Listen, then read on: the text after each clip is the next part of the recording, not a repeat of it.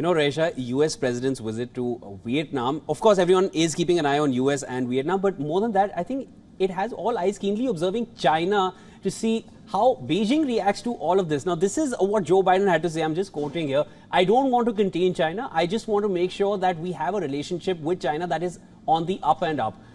How much will their relationship, be on the up and up with him in Vietnam? Absolutely, Shivan. We'll have to wait and watch that out. Now, US President Joe Biden is on a two-day visit to Vietnam. On the first day of the visit, he inked key deals on semiconductors and minerals and also upgraded US ties with the Southeast Asian nation.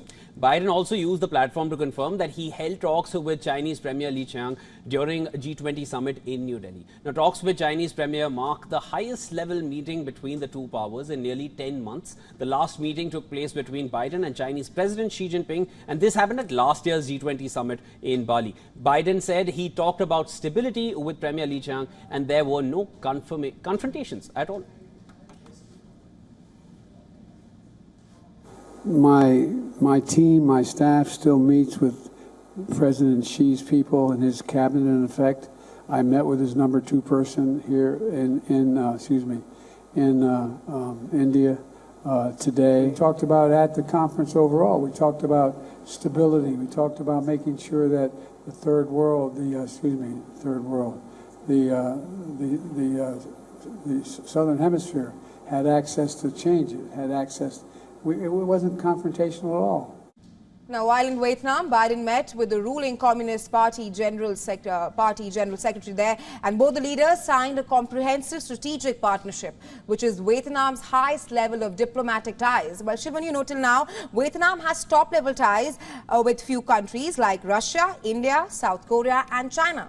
Now, Biden will meet Vietnam's president as well as Prime Minister today. With the deal on semiconductors, which are essential components of various electronic devices, US says Vietnam could play a key role in diversifying the global supply chain and reduce dependence on China and Taiwan. US will help Vietnam develop its capabilities and expand semiconductor production under the deal. Right, and the deal also includes a section on rare earth minerals, which are used in the manufacturing of high-tech devices such as smartphones and electric car batteries. Vietnam has the world's second largest deposits of these minerals after China. The deal comes after the Biden administration moved to restrict US investment in Chinese technology in areas like semiconductors, quantum computing and artificial intelligence last month. However, Biden has emphasized that his visit to Vietnam does not seek to contain China. He said United States is not seeking to box China in, but rather wants to establish clear ground rules for relations. But as I said, we're not looking to hurt China, sincerely. We're all better off if China does well. China does well by the international rules, grows the economy. But they have had some real difficulty in terms of their economy of late, particularly in real estate side of that end of the bargain. And I think the actions that they're going to have to take are ones that they're in the process of deciding right now. And I'm not going to predict what way will come out. Well, Biden hailed his strong relations with Indo-Pacific nations. Vietnam also shares US's concerns about China's surging assertiveness in the South China Sea. While Biden's Vietnam visit is being seen by many as a move to deter growing Chinese presence in the region, earlier US Deputy National Security Advisor had acknowledged Vietnam's decades-long military relationship with Russia. However, he claimed there is discomfort in this relationship from the Vietnamese side, and now the country wants to diversify away from those partnerships.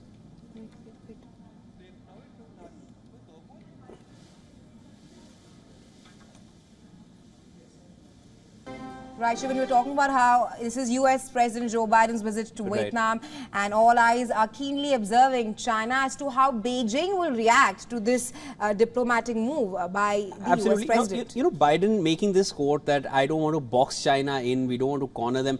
I generally, I want to question this. Is US even capable of boxing China in? Because they made it clear they do not want to decouple from China. They want their trade to continue, their trade between the two nations. It surged in 2022.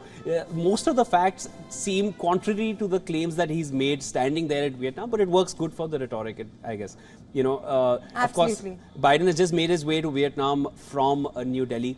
And it was the announcement they made in New Delhi definitely would have irked China with the economic corridor coming up. Absolutely, Shivan, and also Biden also used the platform there in Vietnam to confirm that he held talks with the Chinese Premier Li Qiang during the G20 Summit in New Delhi, and I think this is the highest level of talks and engagement between the United States of America and China in the past few months. Right, and he said there was no confrontation. I think that in itself is a compliment to the meeting that would have happened between the two, or whatever little bit they would have exchange of words they would have had. All right, for more on this, on Biden's visit to Vietnam, we're being joined by veteran journalist Mr. Terrell Yu Jones. He currently teaches international journalism at the Claremont McKenna College. Welcome on the broadcast, sir. No, thank you for having me. Terence, I just want to quote Biden here, and this is what Resh and me were just discussing as well. I don't want to contain China. I just want to make sure that we have a relationship with China that is on the up and up. Now, this is what he said. Do you see Biden's recent G20 announcement of an economic corridor followed by a visit to Vietnam as a means to have an up and up relationship with China? I think it's an attempt to have an equally competitive relationship as China, or equally competitive position. Right.